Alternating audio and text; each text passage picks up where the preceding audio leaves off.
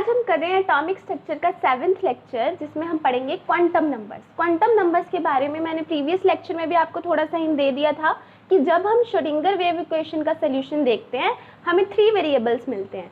कौन से variables? n, l and m। 3 variables मिलते हैं, ठीक है। ये 3 वेरिएबल्स हमें बताते हैं इलेक्ट्रॉन की पोजीशन, जहां उसके पाए जाने की प्रोबेबिलिटी सबसे ज़्यादा है। मतलब ये हमें क्या बताते हैं? Position where probability of finding the electron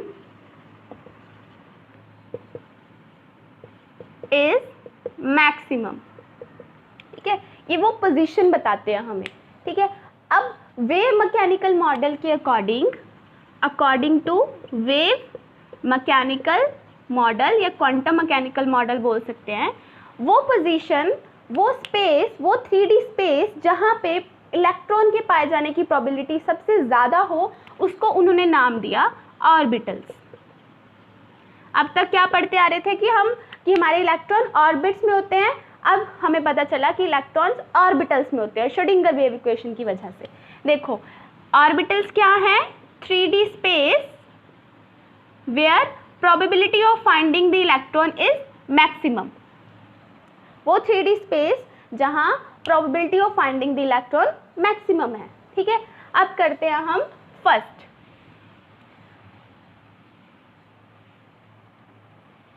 ये जो हमारे क्वांटम नंबर्स हैं ये हमें इंफॉर्मेशन देते हैं ऑर्बिटल्स के बारे में कि हमारे ऑर्बिटल की शेप कैसी है, उसका साइज कैसा है, उसकी ओरिएंटेशंस कैसी हैं, ऑर्बिटल्स के बारे में ही बताते हैं ये, ठीक है। इसके एडिशन में एक और है हमारा स्पिन क्वांटम नंबर। वो श्रोडिंगर वेव इक्वेशन से नहीं आया है लेकिन उसको बाद में ऐड किया गया है, ठीक है। ये तीनों क्या बताते हैं? ऑर्बिटल के बारे में, ये हमें इलेक्ट्रॉन्स के बारे में बताएगा, ठीक है। सबसे पहले करते हैं हम प्रिंसिपल क्वांटम नंबर।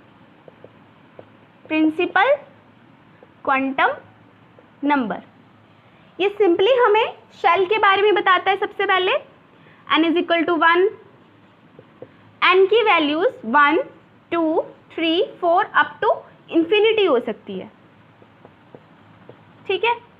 और एक्चुअल में ये हमें क्या बताता है? ऑर्बिटल की साइज, ऑर्बिटल के साइज के बारे में बताता है और हमें इलेक्ट्रॉन की डिस्टेंस, न्यूक्लियस से कितना डिस्टेंस है उसका ये भी बताता है, और ऑर्बिटल की एनर्जी के बारे में बताता है, ठीक है। जैसे जैसे हम न्यूक्लियस के दूर जाते जाएंगे, अब डिस्टेंस और इससे मतलब n की वैल्यू क्या है हमारी? अगर हमारी n की वैल्यू 1 है तो इसका मतलब जो इलेक्ट्रॉन है और न्यूक्लियस का डिस्टेंस है वो बहुत कम है, ठीक है। n की वैल्यू 2 है तो इलेक्ट्रॉन और न्यूक्लियस का डिस्टेंस थोड़ा और ज़्यादा हो जाएगा। ऐसे ही इस तरफ जाते जाएंगे, हमारे शेल्स बढ़ते जाएंगे, इलेक्ट्रॉन्स दूर होते जाएंगे, डिस्टेंस इंक्रीज होता जाएगा। इस साइड डिस्टेंस इंक्रीजेस, उसी वजह से हमारे ऑर्बिटल का साइज भी इंक्रीज करता है। ऑर्बिटल का साइज भी इंक्रीज करेगा और एनर्जी भी इंक्रीज करेगी। मतलब n इज इक्वल टू 1 है तो हमारा जो एनर्जी है वो कम होगी, ठीक है। हमारे जो उसमें उस ऑर्बिटल में जो इलेक्ट्रॉन्स होंगे उनकी एनर्जी कम होगी, फिर एनर्जी इंक्रीज करती जाती है। जैसे जैसे इलेक्ट्रॉन दूर होते जाते हैं एनर्जी इंक्रीज करती जाती है, ठीक है। ऐसे ही हमारा ऑर्बिटल साइज भी इंक्रीज। ऑर्बिटल साइज कैसे कि ऑर्बिटल हमारा एक रीजन है ना, 3 डायमेंशनल स्पेस है ना वो, एक तरह से जैसे वो पहले पास होगा तो ऑब्वियसली उसका कम होगा रीजन, ठीक है। दूर जाएगा रीजन और बड़ा होता जाएगा, इसका मतलब साइज इंक्रीज होती जाएगी, ठीक है। ये नोट डाउन कर लो आप। नेक्स्ट करते हैं फिर हम एजीमुथल क्वांटम नंबर। अच्छा, इसमें एक चीज़ आएगी, अगर हमने एनर्जी कैलकुलेट करनी हो फॉर nth शेल तो हम कैसे करेंगे? -13.6 into Z² n² electron volt, ठीक है। Z क्या है यहाँ पे? एटॉमिक नंबर, और n है shell number. Atomic number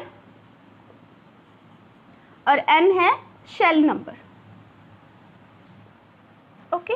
note down कर लो पॉज करके।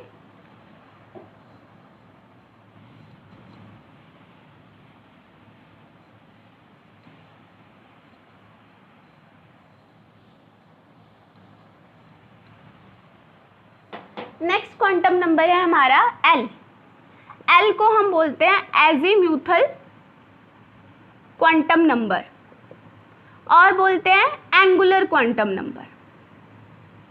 जैसे एन हमें शेल नंबर बताता था, ये हमें सब शेल बताता है। एल हमें क्या बताता है? सब शेल्स। और हमें ये क्या बताता है? ऑर्बिटल की शेप्स। एक्चुअल में ये क्या बताता है? Shapes of orbital. ये दो चीजें बताता है मतलब।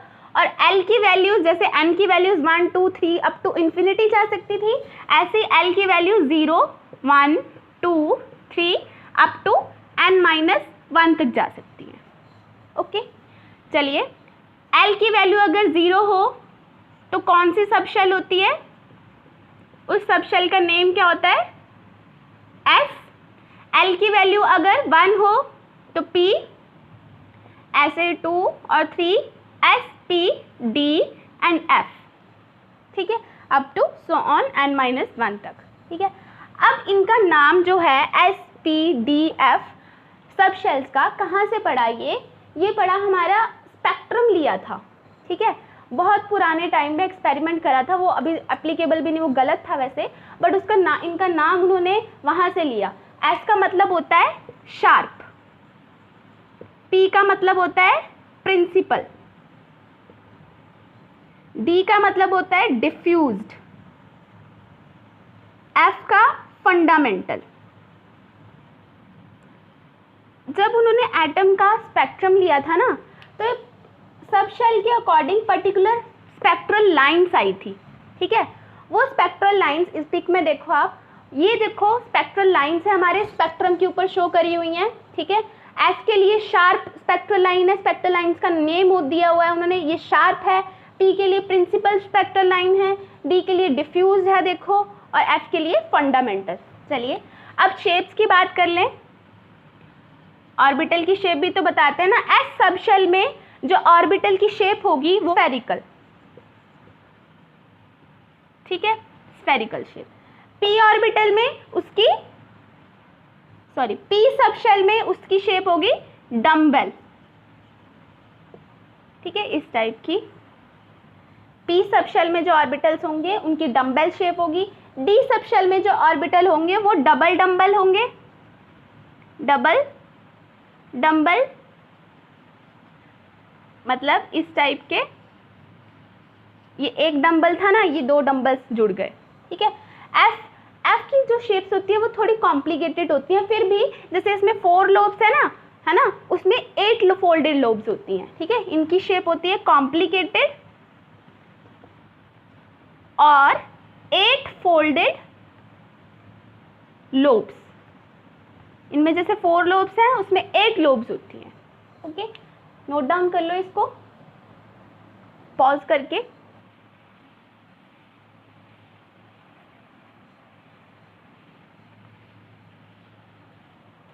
चलिए देखिए, अब शेल और सब शेल के बीच में हम देखते हैं n इज टू अगर 1 है तो l की वैल्यू 0 होगी।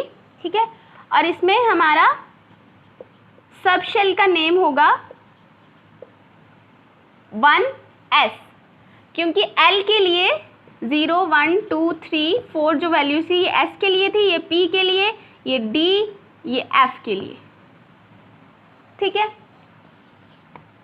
Up to so on. चलो सेकंड है, अगर n की वैल्यू, ये शेल है हमारी, 2 होगी तो इसके लिए वैल्यूज होंगी 0 और 1। इसका मतलब है 2, 0 के लिए s, ये हमारा है 1p, 2p, ये 2 शेल को डिनोट करता है और 1 सब शेल को डिनोट करता है। ठीक है, ऐसे ही 3 के लिए देख लो, ये आ जाएगी 0 1 2। ठीक है, इसका मतलब है 3s 3p एंड 3d, इसी तरह से सो ऑन। अब यहाँ से एक फॉर्मूला बनता है, देखिए जितनी हमारी शेल हैं उतनी ही हमारी सब शेल्स हो रही हैं। ठीक है, number of shells is equal to number of sub shell. देखिए 2 में 2 सब शेल हैं, 3 में 3 सब शेल हैं, है ना। ये एक फॉर्मूला लिख लो, नंबर ऑफ सब शेल, अगर आपसे क्वेश्चन पूछ ले number of sub shells in n is equal to 3 shell, तो हम बोल सकते हैं नंबर ऑफ सब शेल भी 3 ही होंगी, ठीक है।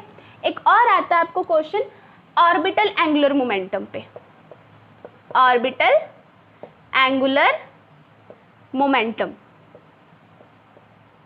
उसका फॉर्मूला क्या है, h/2 pi under root l l+1, ठीक है,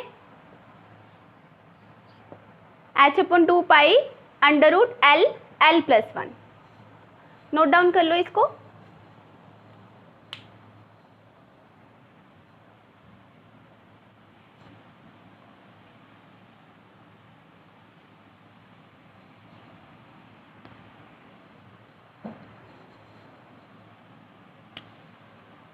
ये क्या है हमारा, orbital angular momentum of electron, ठीक है।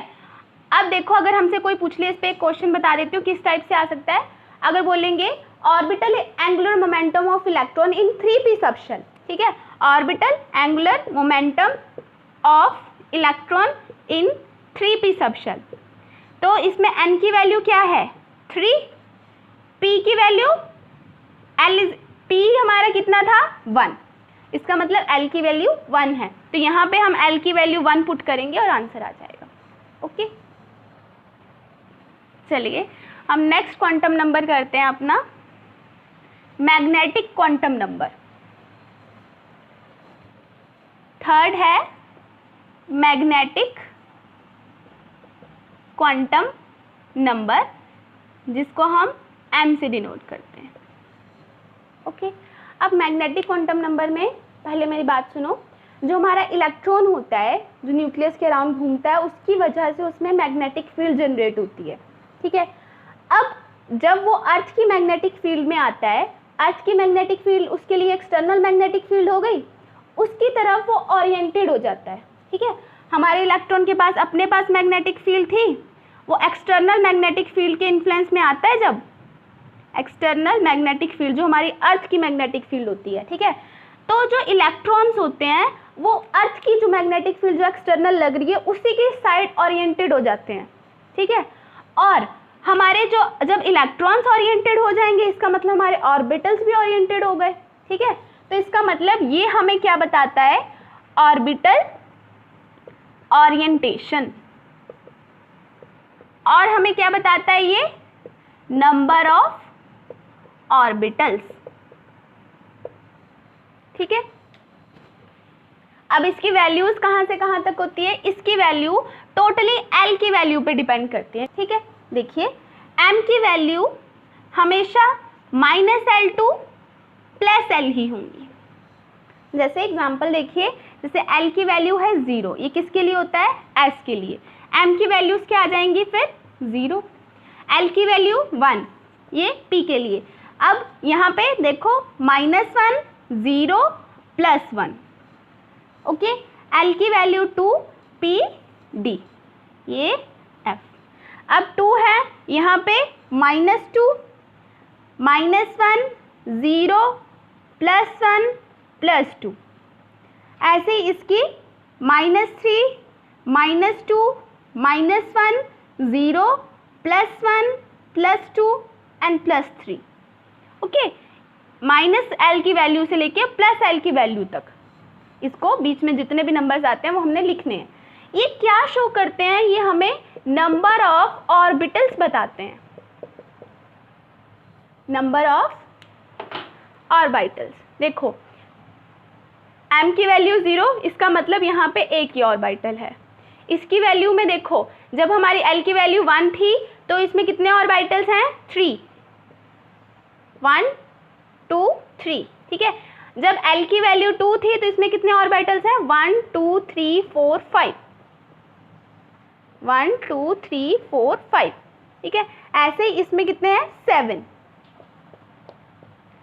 1 2 3 4 5 6 7, ठीक है। इसका मतलब क्या है, s सब शेल में कितने ऑर्बिटल्स होते हैं, 1, p सब शेल में कितने ऑर्बिटल्स होते हैं, 3, डी सब शेल में कितने ऑर्बिटल्स होते हैं 5 और एफ सब शेल में कितने ऑर्बिटल्स होते हैं 7।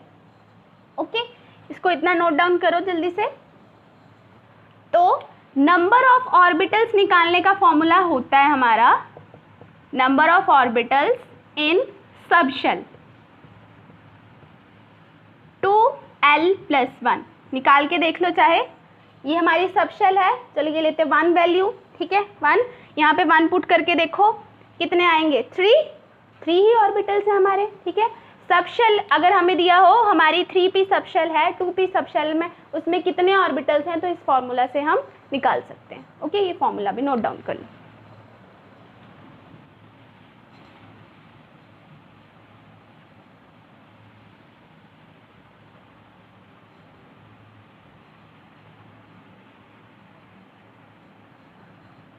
अब हम कोई भी ऑर्बिटल्स उठाते हैं, जैसे हम p के उठा लें, p में कौन से होंगे, p की वैल्यू 1, तो इसमें ऑर्बिटल होंगे -1, 0, +1, ठीक है। अब उन्होंने बोला ये जो ऑर्बिटल्स होते हैं ये डीजनरेट ऑर्बिटल्स होते हैं। डीजनरेट ऑर्बिटल्स का मतलब इनकी एनर्जी सेम होती है, ठीक है, ये इनकी एनर्जी सेम है, यहाँ पे सारे हैं -1, 0, +1। लेकिन जब हम एक्सटर्नल मैग्नेटिक फील्ड अप्लाई करते हैं, मतलब जब हमारी अर्थ की एक्सटर्नल मैग्नेटिक फील्ड अप्लाई होती है इन पे, ये जो हमारी सेम एनर्जी होती है ये स्प्लिट हो जाती है, ठीक है, ये स्प्लिट कर जाते हैं इस टाइप से, डीजनरेट, ये हमारे हैं डीजनरेट ऑर्बिटल्स। अब ये स्प्लिट हो गया, अब इनकी एनर्जी सेम नहीं है, ठीक है, और ना ही इनका एंगुलर मोमेंटम सेम है। ये हमें शो क्या कर रहा है, एंगुलर मोमेंटम कैपिटल L, ठीक है, और इनकी एनर्जी पहले देखो सेम थी, अब देखो डिफरेंट हो गई, ठीक है। और ओरिएंटेशन, ये लाइन्स हमें क्या बता रही है, स्प्लिटिंग भी बता रही है, एनर्जी भी हमारी डिफरेंट हो रही है, और ओरिएंटेशन ऑफ एंगुलर मोमेंटम भी डिफरेंट हो रहा है, ठीक है। ये जो ओरिएंटेशन है हमारे, ओरिएंटेशन का मतलब समझ रहे हो आप, ओरिएंटेशन का मतलब जैसे हमारा एक्स ऑर्बिटल, जो हमारा px ऑर्बिटल है वो एक्स एक्सिस पे ओरिएंटेड होता है ना, py ऑर्बिटल हमारी y एक्सिस पे ऑर्बिटल ओरिएंटेड होता है ना। ओरिएंटेशन का मतलब पता है ना आपको, समझ रहे हो ना, ठीक है। अब देखो ये इन डायरेक्शंस में ओरिएंटेड हो जाते हैं। ऐसे ही डी में, डी के भी सबसे पहले डी जनरेट एनर्जी लेवल्स होते हैं। डी के लिए वैल्यू कितनी होती है, SPDF 0, 1, 2, ठीक है। 2 यहाँ पे कितने हमारे एनर्जी लेवल्स आ जाते हैं, 5, 0, +1, +2, 5, ये सारे के सारे यहाँ पे होंगे। जब हम मैग्नेटिक फील्ड अप्लाई करेंगे ये इस तरह से स्प्लिट हो जाते हैं, ठीक है। यहाँ पे इनकी वैल्यू थी -1, ये +1 के लिए और ये 0 के लिए। यहाँ पे ये -2, इसको हम एक ही लाइन में लिखना हो तो ये आएगा -1, ये हमारा 0, ये +1 और ये +2 के लिए, ठीक है। ये हमारी L की वैल्यूज़, ML की वैल्यूज़, और ये हमारा एंगुलर मोमेंटम की ओरिएंटेशन। अब ये जो एंगुलर मोमेंटम की ओरिएंटेशंस होती है ना, इनमें जो एंगल होता है ना वो डेफिनेट होता है, ठीक है। डेफिनेट एंगल से ही ये ओरिएंटेड स्प्लिट होते हैं ये, ठीक है। ऐसे वैसे नहीं कोई किधर जा रहा है कोई किधर जा रहा है, इन सब में जो एंगल होता है वो डेफिनेट होता है और इनकी एनर्जीज भी अब डिफरेंट हो जाती हैं। ये आप नेक्स्ट क्लासेस में या बीएससी के भी फर्स्ट सेकंड थर्ड ईयर में क्वांटम फिजिक्स में पढ़ोगे, उसमें आपको ये कैलकुलेट करने के लिए आता है, ठीक है। एंगुलर मोमेंटम कैलकुलेट करो, जब हमारा एंगल इतना था, एनर्जी कैलकुलेट करो -2 के लिए, ठीक है। ये आपको बाद में आएंगे, अभी आपको सिर्फ इतना समझना है कि हमारे डीजनरेट एनर्जी लेवल जब स्प्लिट करते हैं उनके एंगुलर मोमेंटम की ओरिएंटेशन डिफरेंट होती है और एनर्जीज भी फिर डिफरेंट हो जाती है, सेम नहीं रहती। ओके, इतना नोट डाउन कर लो। चलिए अब हम पूरा एक टेबल बना के देखते हैं इनका क्वांटम नंबर्स का। अच्छा, उससे पहले हमारा स्पिन क्वांटम नंबर आ गया। स्पिन क्वांटम नंबर जिसको हम S से डिनोट करते हैं, ये हमें इलेक्ट्रॉन की स्पिन बताता है, ठीक है। इलेक्ट्रॉन, मान लो ये Z एक्सिस है, हमारा इलेक्ट्रॉन अगर क्लॉकवाइज घूम रहा है तो उसका angular momentum, spin angular momentum, याद रखना, इस डायरेक्शन में होगा। अगर वो एंटी क्लॉकवाइज घूम रहा है तो उसका स्पिन एंगुलर मोमेंटम इस डायरेक्शन में होगा। और स्पिन एंगुलर मोमेंटम हम निकालते हैं √s s+1 h/2π से, ठीक है। क्लॉकवाइज डायरेक्शन में उन्होंने बोला उसकी वैल्यू, इलेक्ट्रॉन की वैल्यू +½ होती है, जब वो एंटी क्लॉकवाइज घूमता है उसकी वैल्यू -½ होती है। ओके, ये आपकी बुक्स में लिखा है, वैसे ये साइन कन्वेंशन ही यूज़ कर लेते हैं, लेकिन किसी भी इलेक्ट्रॉन की वैल्यू +½ और -½ हो सकती है। बट कंडीशन ये है कि एक ऑर्बिटल में अगर हमारे 2 इलेक्ट्रॉन्स, मैक्सिमम 2 आ सकते हैं ना एक ऑर्बिटल में, उसकी एक की अगर +½ है तो दूसरे की -½ होगी, दोनों की +½ नहीं हो सकती। ओके, ये हमारी कंडीशन है, इसको नोट कर लेना, इसको नोट कर लो। और एक बात याद रखना, जो स्पिन एंगुलर मोमेंटम होता है वो +½ और -½ दोनों के लिए सेम होता है, ठीक है। +½ के लिए भी उसकी वैल्यू √3/2 h/2π होती है, और -½ के लिए भी उसकी वैल्यू √3/2 h/2π होती है, ठीक है। दोनों के लिए उनकी वैल्यू सेम होती है। यहाँ पे चाहे आप पुट करके देख लेना, एक बार +½ पुट करके देख लेना, एक बार -½ पुट करके देख लेना। ओके, चलिए नेक्स्ट करते हैं। अब इन सभी क्वांटम नंबर्स को, तीनों क्वांटम नंबर्स को, ये तो स्पिन है, हम इनका टेबल बनाते हैं, n, l और m।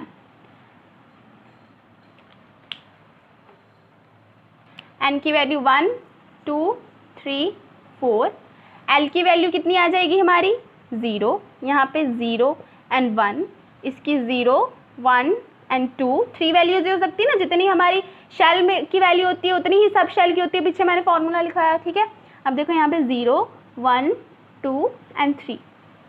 ml की वैल्यू कितनी हो जाएंगी मैग्नेटिक क्वांटम नंबर की, इसके लिए अगर 0 वैल्यू है तो यहाँ पे 0, इसके लिए अगर 0 और 1 है तो यहाँ पे वैल्यू आ जाएगी, एक आएगी 0, 1 के लिए आएगी -1, -0, +1, इसके लिए एक 0, -1, 0, +1, 2 के लिए आएगी -2, 0, सॉरी -1, 0, +1 एंड +2, ऐसे ही अप टू सो ऑन। इसका मतलब अगर हमारा शेल नंबर 1 है उसमें ऑर्बिटल्स कितने होंगे 1, अगर हमारा 2 है तो कितने ऑर्बिटल्स होंगे, एक तो देखो ये 1s आ गया, ये p के 3 आ गए, सॉरी 2s, ये आएगा 2p के ऑर्बिटल्स px, py, pz, है ना। ऐसे ही फिर ये आएगा 3s, ये 3p के हमारे 3 ऑर्बिटल्स, और ये हमारे 3, 1 2 3 4 5 d के, ठीक है। अब देखो यहाँ पे एक और फॉर्मूला बनेगा, देखो number of orbitals in shell n is equal to 1, कैसे निकालेंगे हम, n का स्क्वायर करके। देखो अगर n इज इक्वल टू 1 है, n का स्क्वायर करेंगे, 1 का स्क्वायर तो 1, ठीक है, 1 ऑर्बिटल है। अगर n इज इक्वल टू 2 होता तो n का स्क्वायर करो ज़रा, कितनी आई वैल्यू 4, ठीक है, n का स्क्वायर करेंगे, ये आ जाएगी 4। देखो 4 ही ऑर्बिटल्स है, देखो 1 2 3 4, है ना। ऐसे ही n इज इक्वल टू 3 में कितने ऑर्बिटल्स हैं हमारे 1 2 3 4 5 6 7 8 9, ठीक है। इसका मतलब 3 की वैल्यू को हम स्क्वायर करेंगे, ये आ जाएगा 9। हमारा फॉर्मूला क्या बना, number of orbital in a shell is equal to n square, ये हमारा फॉर्मूला है, इसको नोट डाउन कर लो। आज के लिए हम इतना करते हैं। अब आपकी स्क्रीन पे एक क्वेश्चन आएगा, अब इस क्वेश्चन का आंसर जिसको पता है वो कमेंट सेक्शन में ज़रूर लिखना, ठीक है। और अगर आपको कोई डाउट हो लेक्चर में वो भी बताना, और अगर वीडियो पसंद आए तो उसको शेयर करना, लाइक करना और सब्सक्राइब करना।